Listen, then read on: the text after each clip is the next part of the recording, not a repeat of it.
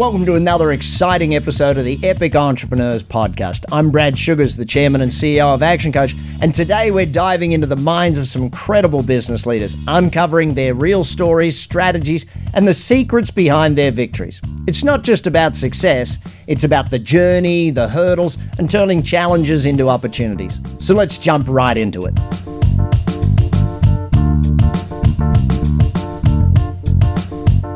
Welcome to the Epic Entrepreneur Podcast, the go-to spot for insights from the successful players in the business world. Today, I am excited to welcome Peter Wharton, the Managing Director of Wharton Natural Infrastructure Limited. Peter, welcome, and it's great to have you with us. Yeah, thank you for having me on this podcast, Simac. Peter, let's dive into the top 3 things you did that made you successful in business and how others can follow you in your footsteps. Yeah, so it's a really interesting question. And there's sometimes more feelings than anything else, as well as kind of what we do. But I think the biggest thing from business-wise is resilience. And that's really looking at kind of not giving up, accepting that you'll have some things that don't go quite so well, and those things that do go so well. And then concentrating sometimes on how you can make those improvements and also play into your strengths. So I think like a key word that it keeps on coming back to me continually is resilience. And also understanding that not everybody be on that same journey as you. So you want the people on the bus ultimately, but there again, there'll be some people that get off it. So I think go with the punches ultimately. Okay. But yeah, that's probably the best way to sum it up. So I think that's probably number one. Number two would be this never give up attitude. And that's something that has stuck with me throughout my life, whether it be playing sport, whether it's playing musical instruments. Never give up until you kind of succeed to where you want to be, to where you're comfortable and happy. And that's something I've definitely taken into business. Having started Wharton back in 2008, just before the recession, which was an odd time to set up a business in the UK, but actually I've come through a lot with the company. We have a great team of people around me. And yeah, I've always had that never give up attitude, whatever anything throws at you. And then the other part is really looking ahead and living in the present moment. So we spend a little bit of time reflecting on what we've done, but I'm personally somebody who will continually look forward. And I think that's really important, particularly when we're kind of planning the future of the company, and also being present in the moment when we're doing different things. So yeah, so I think those are probably the really key things for me. Okay. So talk to me about resilience. When did you realize you needed to develop resilience, and how was it? I needed it? Yes. So yeah, that's a good question. So resilience probably started for me from a very young age, from realizing being diagnosed with dyslexia. So having to work through a whole school life with kind of neurodiverse issues. And also then, like in comparison to what I am now, I was a fairly big chap, put it that way, and the continual hounding of other people on me, it just really builds up that complete resilience. And you kind of put a barrier up sometimes, and that helps you. But I think that there's 2 ways of looking at it. So the resilience in those areas, but there's also resilience when things don't go so well, and actually making sure, let's realign and let's go again, and it goes back. They kind of go hand in hand with that never give up attitude. Brilliant. And you also mentioned reflect and look forward, right? How much do you live in the present at this point in time? And how much do you focus on? I live a lot in the present. I think it's important to review the past, but I certainly don't sit there mulling over it too much. Things will happen. You can't really do anything about what's happened. You have to kind of plan forward. And that's something I'm a firm believer in, is actually live in this moment, enjoy the moment, do everything as possibly where you can with a smile on your face, treat people how you want it to be treated, but also then plan forward. And actually stick to the plan ultimately. And give me an example of resilience when it has shown up at a challenging point in your career or in your business, and how you've actually overcome that. Yeah, so I could probably give a couple of examples. So one was certainly through COVID. There was change every day in the UK, whether it be in terms of what we could do, what we couldn't do, who you had in your team, who you didn't have in your team, who you wanted to bring back, who you couldn't bring back, for example, and then planning everything forward from there. And a lot of businesses we were seeing just kind of like not falling by the wayside, but certainly struggling in those times. So I think there was real resilience to kind of come back from that. But also when we've had some changes in the team, particularly when you have one or two people leave, and sometimes it can lead to a bit of a snowball effect. Right. And actually you can kind of really look at it and you can really start questioning yourself. But actually, if you know kind of your values, your beliefs are there, and they're going through the heart of the company in terms of where you want to go, then you have to go back to those, go back to your kind of belief mechanism and actually take it forward from there. So I'm a firm believer in that. So it's really helped in that. I think the other resilience for me was 12 months ago, I was diagnosed with adult ADHD. And again, that was a real shock. So I'd had dyslexia, but never even contemplated this other part. And actually it's taken a lot of like a bit of a turnaround for me as well to say, right, okay, we've got this. Now, how do we deal with it? And also be quite open with the team on these things as well. So I'm a firm believer in that as well. The resilience also comes with the team. Amazing. Let's go back to your beginning, right? What made you decide to get into this business and why this particular business? Goes all the way back to childhood again.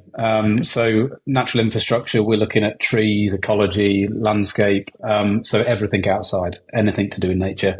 As a kid, as I'm sure you did, I climbed trees, I fell out of them. I absolutely loved it. That's what I did. And I just had an infinite passion for the natural world and the natural environment. So after studying degree in arboriculture, so looking at trees, I climbed trees for many years and then decided actually the best place for me to be able to have the most impact was actually looking at design and how we can kind of educate people in relation to kind of the natural world and the value it brings to them, whether it be in terms of mental health, whether it be in terms of house value, or creating better places for us to live. So that's how Wharton was created, is that we had like a bigger picture to improve those areas where we live, work and play. Excellent. And I would actually just ask you this. So how did you personally have to grow, or what did you most have to learn at all to create your success? Another great question, because actually I think a lot of us, particularly in our industry and probably other industries, we get into it because we love what we do. And actually that love is transpired ultimately as I'm a technician of what I do. Right. So there was loads of learning around business. If you'd asked me 20 years ago, would I be running my own company? Well, my plan was originally to have a company that was for myself, which provided for my wife, my kids, put a roof over our heads. It was never to employ anybody. And literally yesterday we went through our 16th anniversary as a company. Yes. And we've kind of grown, we've kind of upscaled, we've downscaled, but we're upscaling again at the moment. But I've had to learn about all the basics of running a business and also accept that it's quite an authentic business. So it's got to reflect who I am. So I am as we say in the office, I'm a shorts and flip flops kind of guy. There's usually somebody's in trouble if I'm wearing trousers. That's how we look at it in our business.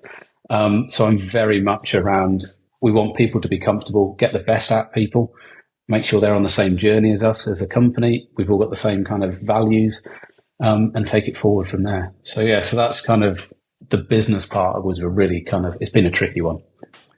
And if I speak to anyone from your company, how will they describe Peter as a leader or a founder?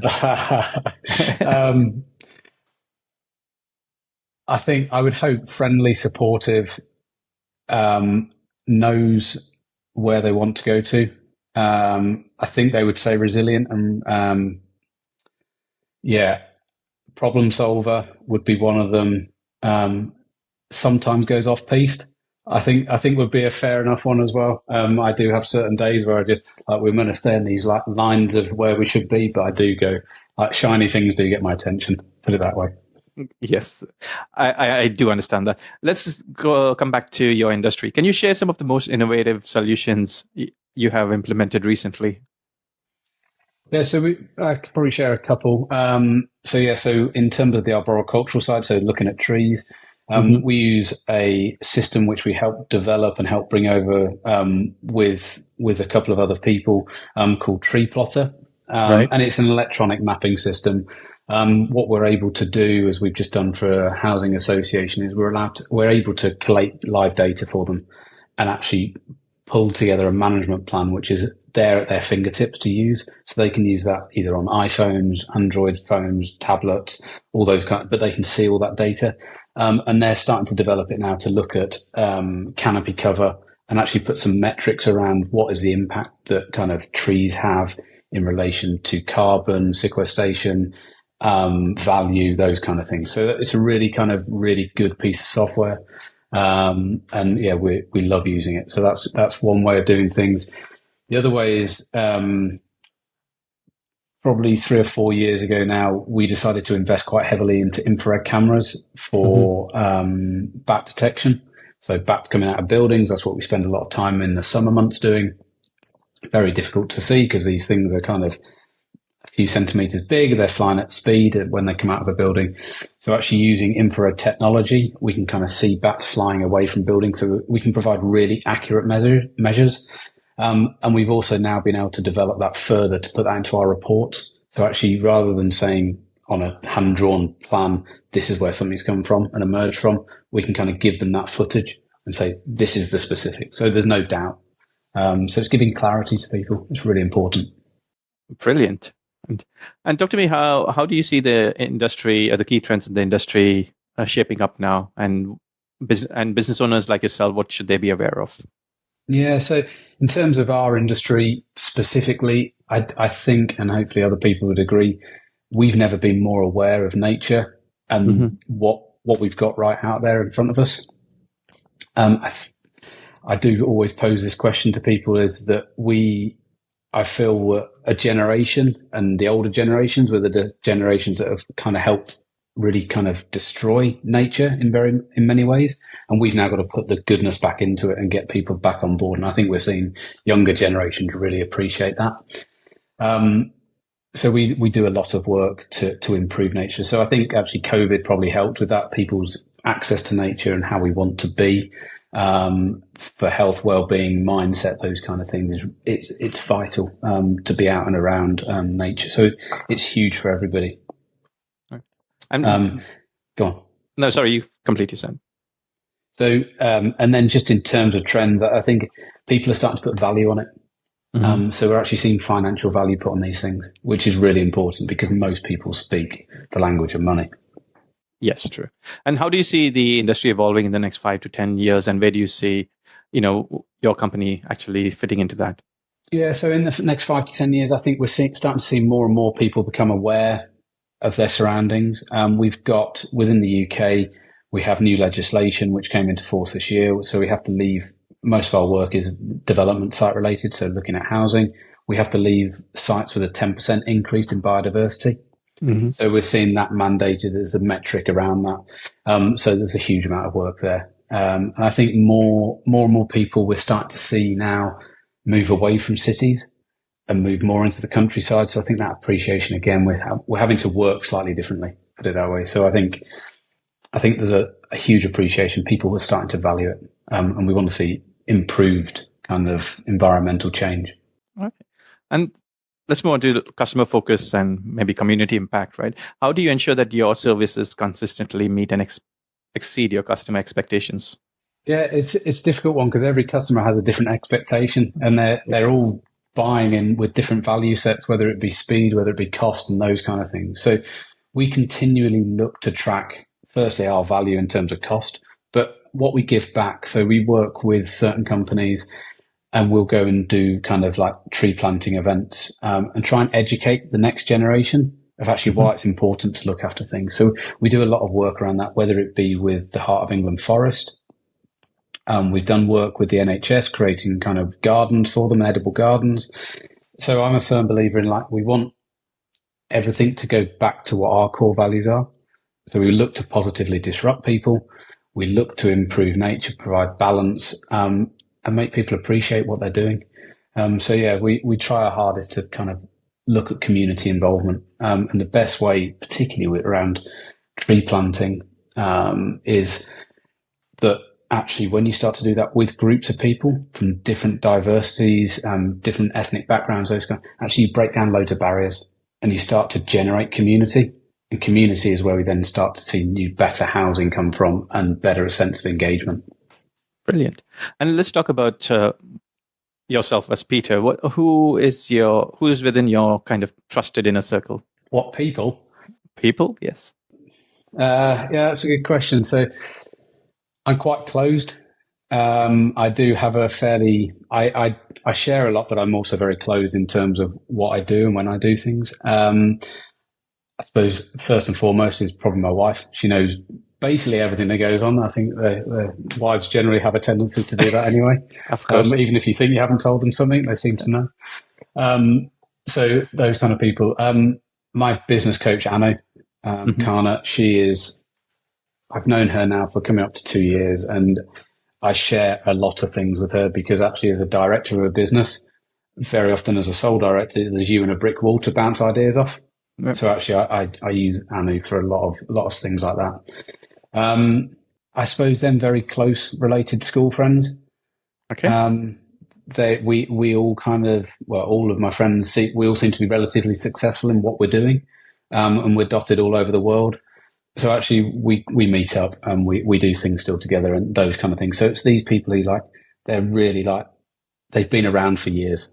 That they're the people who I kind of really open up to. Excellent. Let's talk about your business coach, Anu, right? Yeah. Why did you decide to go in for a business coach? I know you mentioned a couple of years ago. So what was the trigger? What was the reason for going in for one business coach? Yeah, we were at a point where we'd come out of COVID and actually I needed somebody to bounce ideas from, right, which wasn't part of my team. And whether there was some worry, whether there was some apprehension about certain things. So I wanted somebody who I could really trust to have those conversations and who had also been part of a business. And I wanted somebody to work with who was very people focused. That's one of my, probably I try and be people focused, but one of the parts of my ADHD is that I'm quite inattentive, put it that way. So I can things can be a bit black and white sometimes. So Anu's been really good with that. Like her experience of prior to being with Actioncoach just kind of laid the way, and I got on with it straight away. Literally, it was like just a two-way conversation. Really good. Mm-hmm. Can you give me some example? I mean, in terms of maybe your business or your personal development before Anu and before your business coach and after your business coach, where you are today? Yeah, so I'd had a business coach beforehand, but it was more almost some mindset, but mainly it was quite soft. So it was really kind of looking at some of the team members and trying to help manage certain things. So it was quite specific. What I wanted this time round from coaching was a growth plan. Right. And to enable me to visualize where the company could go to. And that's what Anu kind of got straight away. And so she came in she's seen me at my lowest. And as with every director, we have highs and lows. Sure. And she's seen me at my utter lowest. And she's just built me up and given me the confidence to go with my instinct as opposed to kind of holding back on certain things. She's also she recommends books to me, podcasts, and also because it's community. And what Anu's done really well is create a community of business owners. Mm-hmm. And actually we have community groups where we're all meeting and we're having chats, and it's very often sole directors. So they're in the same position as me. They're just in a different industry. We've got the same issues, whether it be, all right, how do we increase net profit? How can we increase conversion rate? All these different things. Well, we can all have that discussion together, and we know it's in a very kind of safe space. Got it. And what would your business be today if you never had a business coach? If I never had a business coach, we wouldn't have accelerated so quickly. Right. We wouldn't have made some of the decisions we made around some of the team as quickly. I probably wouldn't have had the absolute clarity of the vision and plan, and just that kind of, I think the 90-day plans are really important for me because they give me kind of some quick wins as well as the longer term. So yeah, and what Anu's also done for me, and although I said at the start I don't really reflect very much, she's also given me the ability to sit there and say, well, what have you succeeded in? Where have the successes come from? And actually that's quite good, because it makes you realize that actually perhaps you're not doing such a bad job after all. Great. Peter, you've been through a couple of business coaches from what you've just mentioned. For entrepreneurs or business owners listening into this podcast, what are the qualities of a business coach that they need to look in for so it's an ideal fit based on your experience? I think first and foremost, you have to have the kind of match with that person. There's no point in going into coaching. I've had it before where I've gone into coaching, I'm actually struggling to speak to the person. Right. Because our values just are not aligned at all. Like if their value is to make as much money as possible, it's probably a slightly different value to mine, because the money will come. But actually for me, it's more about engagement and those kind of things, and actually how we do those. So there's that part. Understanding exactly what you want to get from the coach, and can they provide that for you? So is it somebody that you need to specifically work on you as a person, as an individual, or is it somebody that you need to, who's got experience working with teams as well? And then looking at the structure. What structure do they provide?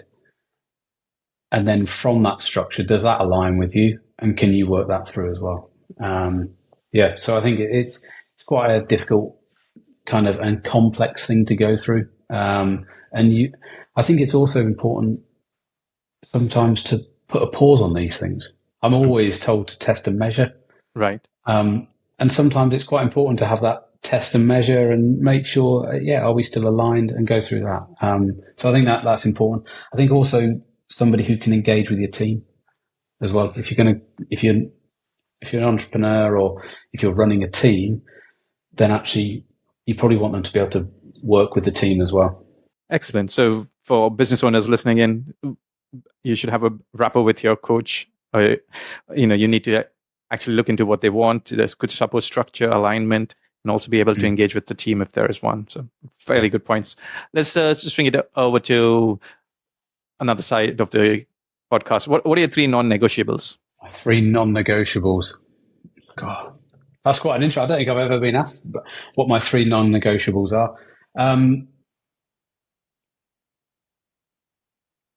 An interesting one would be balance. You have to be balanced. In our industry, that passion can come from different places, but you've got to have a balanced approach. That is a definite non-negotiable. Okay.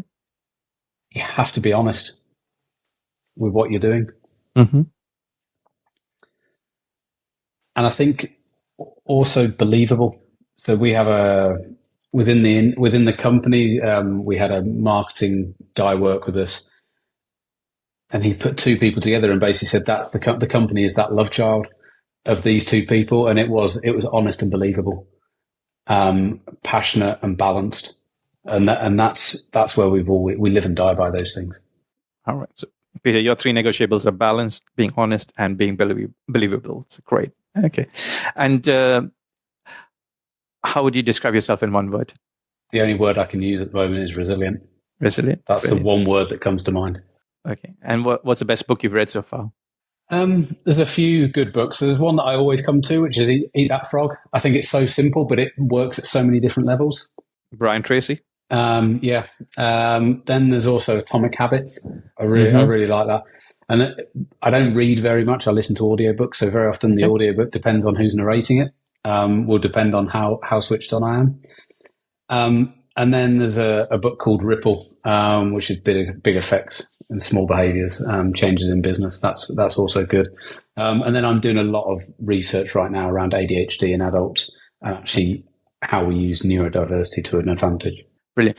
Peter, final question. What is the top piece of advice you got or you would give to another entrepreneur listening in today? Go with your passion. Definitely. Know where you want to be. In some of the mistakes I've made is not knowing where I wanted to be like 6 months, 2 years down the line. So have that plan and think big. Go with the big vision and then work towards it. And don't think that because you haven't completed it straight away that it's not going to come. It will happen in stages. And I always go back to sports analogies. I do a lot of sport. I run Ironman races. I couldn't run an Ironman race tomorrow if you said to me to go and do it, but I can put a plan together to get me there within about 12 weeks. and be on the start line. So go with the plan. Brilliant. Excellent. Peter, thank you very much. Thank you. And that's a wrap for today's epic conversation here on Epic Entrepreneurs. Huge thanks to our amazing guest for their pouring their heart into sharing their journey. If you enjoyed this episode, hit that subscribe button, leave a review, share it, or hit that bell. But until next time, let's make sure you keep dreaming, take massive action, and stay epic.